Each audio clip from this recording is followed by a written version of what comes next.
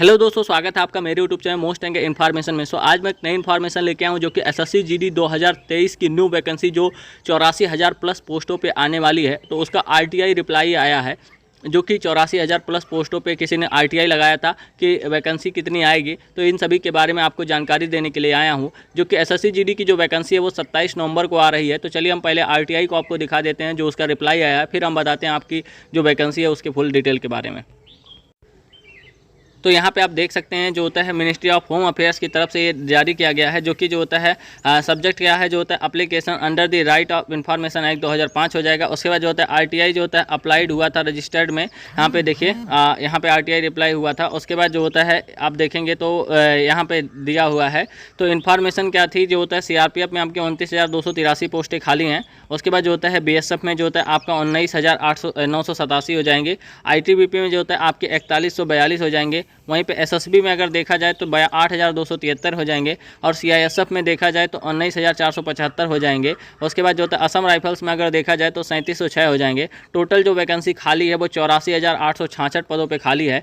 और जो लिखा है कि ये लिखा है यहाँ पे जी, the notification of constable GD examination 2024 with detail of vacancy जो होता है कंटेंट देयर जो होता है is likely so issue in month of November December. जो नवंबर दिसंबर में एसएससी जीडी की वैकेंसी आने वाली है, इसमें जो होता है आपके ये सारे जो डिटेल हैं ये इसमें जो होता है भरे रहेंगे, दिखाई पड़ेंगे आपको। और जो होता है ये इसका जो होता है इन्फॉर्मेशन के इन केस जो होता है ये सभी लिखा हुआ है। तो ये सभी जो होता है आपके बारे में मतलब इसके बारे में था।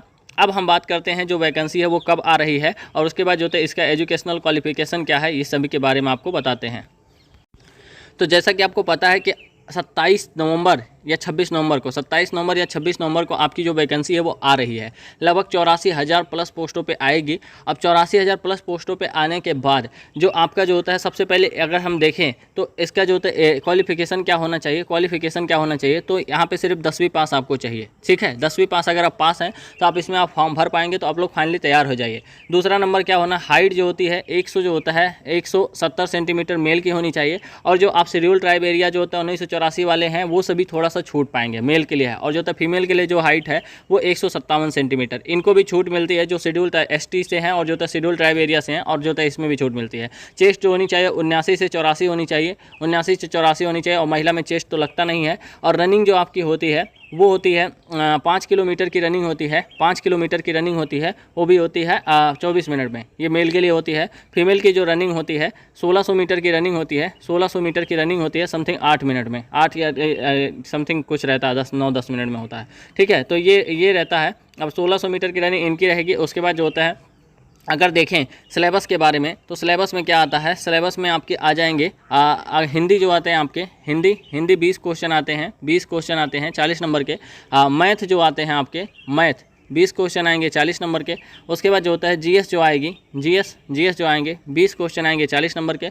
और रीजनिंग जो आएगी, रीजनिंग जो आएगी वो भी 20 क्वेश्चन आएंगे 40 नंबर के। तो टोटल जो होता है 80 क्वेश्चन रहेंगे और 160 नंबर का पेपर होगा, 160 नंबर का पेपर होगा। वहीं पे अगर हम देखें तो एक क्वेश्चन जो होगा वो 2 नंबर का होगा, एक क्वेश्चन 2 नंबर का होगा। और वहीं पे अगर हम देखें नेगेटिव मार्किंग जो है 0.50 की नेगेटिव होती है, मतलब 1/4 की जो उसको नेगेटिव बोलते हैं वो आपकी नेगेटिव मार्किंग रहेगी।